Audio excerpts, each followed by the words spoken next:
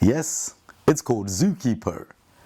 Zookeeper is an administrator tool, and this allows administrators, you know what an administrator is, they're someone who oversees and maintains the smooth running of a network or a data system. Well, it's a tool for them. Zookeeper allows an administrator to distribute and coordinate the little Hadoop applications that we mentioned earlier. So you could describe Zookeeper as more of a synchronization service, which means that it's maintaining all the applications around those thousands of servers. It was originally developed at Yahoo for streamlining their processes. So it monitors and controls apps and data across large clusters.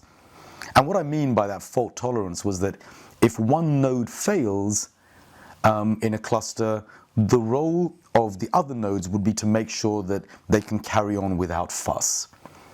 Zookeeper is utilized by companies ranging from Rackspace to Yahoo to Facebook, Twitter, and eBay. So this is a big deal. eBay uses something like Zookeeper to control their big data clusters.